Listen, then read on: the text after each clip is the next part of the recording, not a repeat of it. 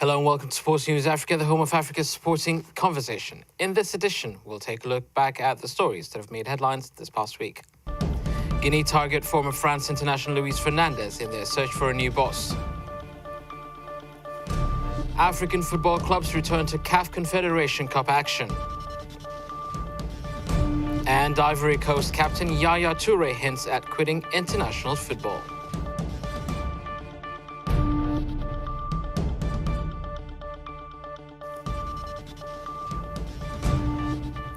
You're watching Sports News Africa. I'm Temeskin Debesai.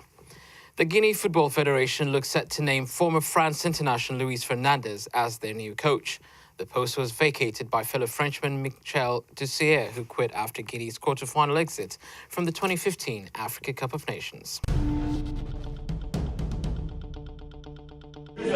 Guinea's Football Federation is on the verge of appointing former France international Luis Fernandez as coach of Guinea. He'll replace compatriot Michel Dussier. Federation Chief Ibrahim Barry confirmed talks with Fernandez had taken place with the country's sports minister. Guinea have been looking for a replacement since Dussier quit following their quarter-final exit from the 2015 Africa Cup of Nations. There's a willingness on the part of Guinea. When there's a will, then for me, there's an opening, a discussion. For now, there is no agreement, but there is from both sides the willingness for a deal. That is why I'm happy to come, make an assessment and discuss. It is important when we want to engage in an adventure, when we want to take responsibility for a team. Spanish-born Fernandez won 60 caps as a midfielder for France, winning the 1984 European Championships title. He had an unsuccessful spell coaching Israel's national team between 2010 and 2011. Fernandez's experience at club level includes a spell at French side Paris Saint-Germain and Spanish outfits Athletic Bilbao, Espanyol and Real Betis. The role of manager is totally different to that of a club coach. Being manager means that you work differently, see differently. It means not being taken hostage. When you're a manager, you must have some freedoms. When you work in a country, you're not there all the time. When you can distance yourself a bit and do a little, do differently, I think it's much better. Dussier, 55, coached Guinea since 2010, with his successor having the task of qualifying the team for the 2017 Africa Cup of Nations and the 2018 World Cup.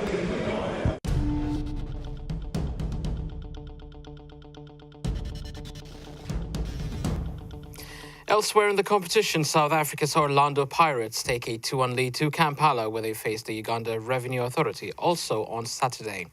The hosts are looking to overturn the deficit as they attempt to get past the Buccaneers.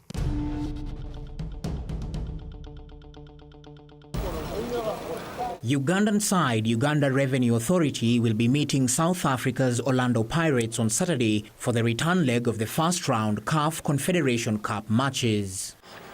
During their training session, the team captain expressed confidence that they are physically ready for the clash against the South African Giants.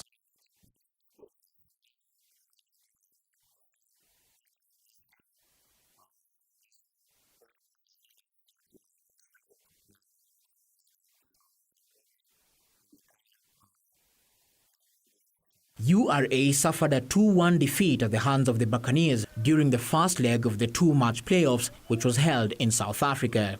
The Ugandan coach admitted to a defensive lapse in that game.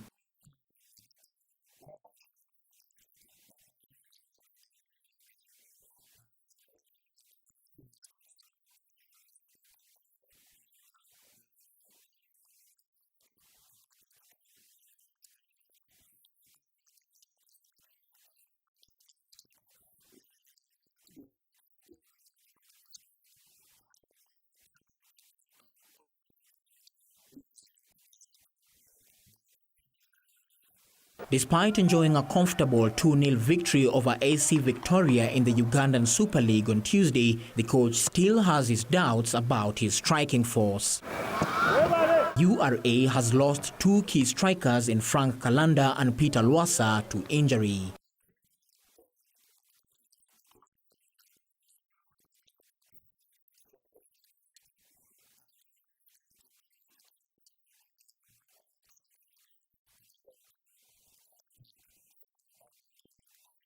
URA need to beat the Buccaneers by at least 1-0 to progress to the second round. Orlando Pirates are the only South African team to have won the CAF Champions League, which they did in 1995. They are one of South Africa's most popular teams and boast of a massive support base.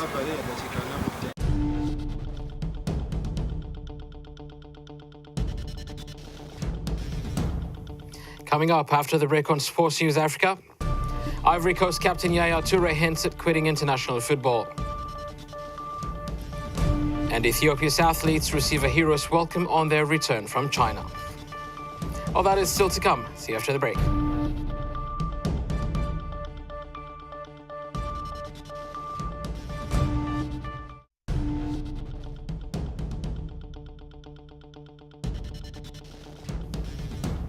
Welcome back. You're watching Sports News Africa. Manchester City midfielder Yaya Toure says he's considering his international career with the Ivory Coast as he ponders retirement. The Elephants captain raised doubts about his international future ahead of the African champions' 1-1 draw with Equatorial Guinea in Sunday's friendly in Abidjan. The international friendly match between Ivory Coast and Equatorial Guinea kicked off in championship style. Ivory Coast hero goalkeeper Boubacar Bari, who converted the winning penalty against Ghana in the AFCON finals, was joined by defender Kolo Toure in a lap of honor before the match, displaying the 2015 AFCON trophy. The two were given the honor by Ivory Coast coach Hervé Renard following their retirement from international football competitions after the AFCON championships. I leave this national team with regrets, but also with a lot of happiness. I thank God for what He allowed me to do for my nation.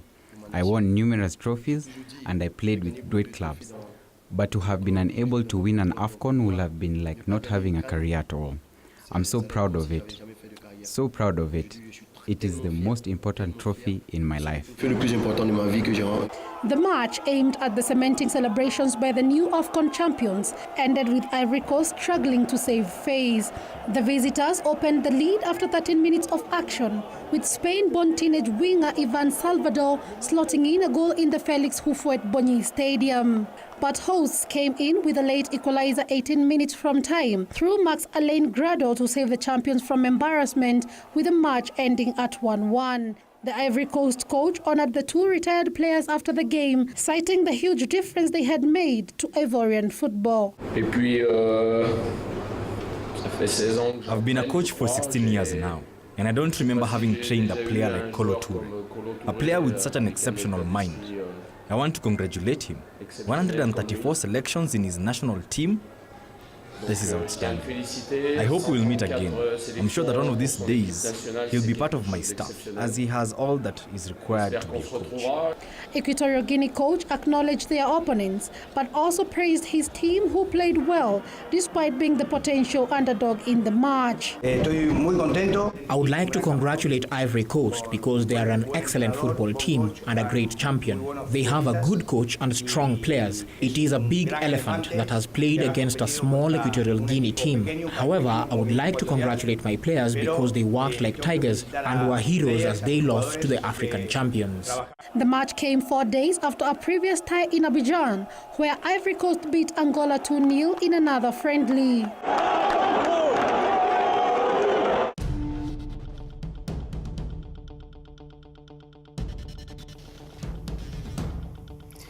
Ethiopia's athletes returned home from the World Cross Country Championships in Guinea, China on Monday to a hero's welcome in Addis Ababa. The country's athletes dominated in Guinea, filling 5 of the top 10 spots. The Ethiopian junior athletics team on Monday, March 30th, was welcomed home and given a hero's welcome after their efforts at the World Cross Country Championships. The junior team made it an all-Ethiopian affair on Saturday, March 28th, in the 12-kilometer cross country, as young athletes Yasin Haji and Letesenbet Gide bagged gold in both the men's and the women's junior cross country races. 19-year-old Haji unleashed a sprint finish to beat the Kenyan duo of Geoffrey Koril and Alfred Ngeno. On Monday, Haji remembered the race. I am very excited and happy to win the gold medal. The men's 12,000 kilometer race was a very tough competition, and we competed with tough athletes. So winning this competition and getting what I had hoped for makes me happy. Ethiopian athlete Lettesenbet Gide beat a pack of Kenyan athletes to clinch the gold medal. Calm was her greatest advantage, she said. When we left here, we were trained to be calm and not worried about the results. I told myself I will give it my best and try to win or at least get experience of participation. But I was happy to win gold. Ethiopia beat Kenya by a tiny margin overall, with the two tied in the number of points, but Ethiopia leading slightly in the times posted. This time also just we dominate, of course, World Cross Country Championship, and from 8 gold medals, and just we took 5 gold medals, and at the same time just we had 3 silver and 3 bronze, and so in this case, and we achieved our goal. In the senior race, Kenya won the men's and Ethiopia the women's races.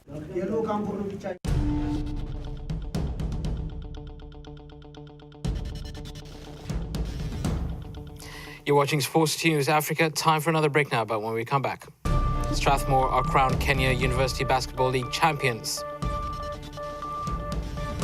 And Mozambique step up preparations ahead of the 2015 AfroBasket tournament in Tunisia.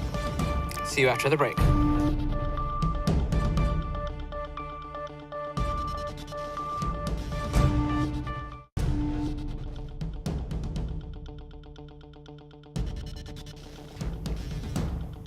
Welcome back. You're watching Sports News Africa.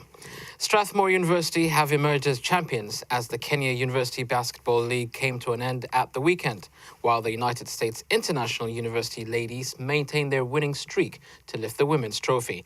The league is modeled around the college basketball system in the United States.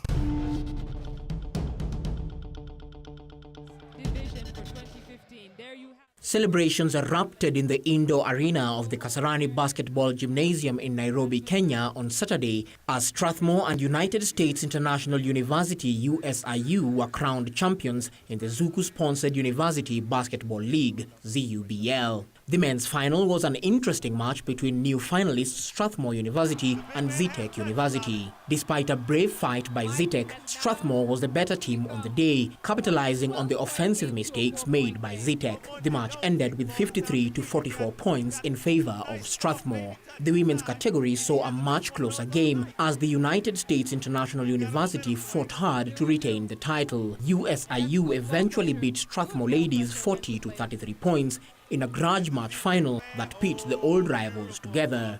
This marks the end of the University Basketball League's third season in Kenya since the digital pay TV company Zuku came in with a 50 million Kenya shillings, approximately $600,000 in sponsorship.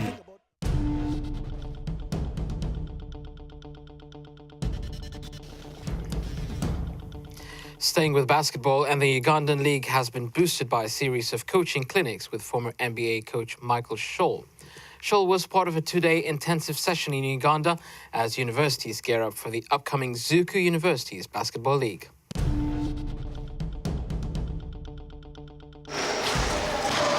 Coaches in Uganda have had a 2-day intensive training session with overseas coaches at the start of the country's University Basketball League season. American basketball coach Michael Scholl journeyed to train the Ugandan coaches after the just concluded Kenya University League.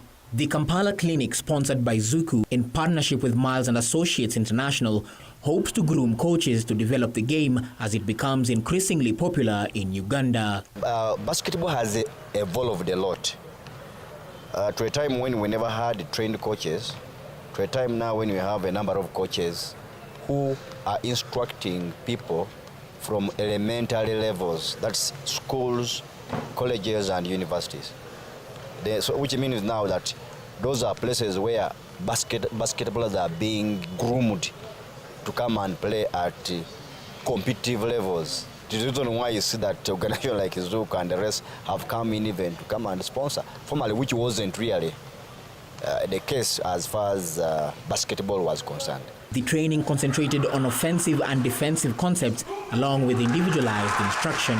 As a player, trying to be a coach too, I've learned a lot. I've learned basics on how to defend, how to play with my teammates, especially during offense. Yeah, I think I've learned a lot. Shawl has worked with basketball programs in the U.S. Virgin Islands, at the junior college level in Northern California, with the South African national and under-20 teams, and with Senegal's men's national team. Shawl believes Uganda has what it takes to dominate the basketball arena in East Africa. But I think there's so much potential here in Uganda, and I think Uganda, to me, after seeing where the rest of the region is, and I'm a little biased after, being adopted in Uganda in 2006, but I really think that Uganda has the most potential because it's a smaller place. You can get control of it a lot easier, and you can develop your best players, I think, a little bit easier. Shawl also believes that the game needs to become more professional. Basketball players in Africa deserve to be having an outlet where they can earn a living and make money playing the game of basketball, coaching the game of basketball, being administrators in the sport of basketball. Because everywhere else in the world, they're making money with the game of basketball. In the United States, in South America, in Europe, in China, in Asia, in Oceania, in Fiji, in Australia. Why is it that African nations with all this wealth of talent are not doing the same thing with our sport? Shaw conducted a similar training last year in Kenya. Over 30 coaches from Kenya benefited from the program.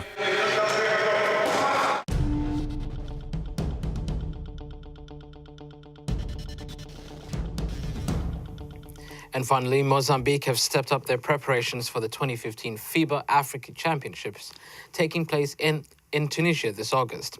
In addition to host Tunisia, the Southeast African nation is one of 12 countries that have already qualified for the AfroBasket Championships. Mozambique has been a frequent qualifier for the FIBA Africa Championship finals, but the closest they've come to winning the biannual tournament, also known as AfroBasket, is 5th position. This year, the country is determined to go further. In their last qualifying match for the 2015 tournament, Mozambique's men's team managed to eke out a 69-68 victory against Botswana to seal their AfroBasket appearance. The women's basketball team has also many illustrious exploits, the latest representing Africa at the 2014 World Championship in Turkey. Mozambique and Angola were the only two teams from the continent in the championship. So the pressure is now on the Mozambique's men's team to step up their performance. Our plans is to be improve our mark. We stay in 10th place at the last AfroBasket. That we want to improve that. To climb the rank ladder to the top 10, the team needs all the practice it can get. We practice every time, every day, and we do everywhere. We practice basketball, and we have many teams in Mozambique. We have a good championship, and that's the reason we play like a professional. As part of their build-up to the African Championships, the team recently participated in a Four Nations tournament in South Africa. Last time when we played, South African team is not good, but tonight it's good. Very tough, play hard, every minute. I think that's good. Mozambique is one of the main beneficiaries of NBA basketball camps, where former NBA players and coaches train young, talented players in a bid to further improve basketball standards in the country.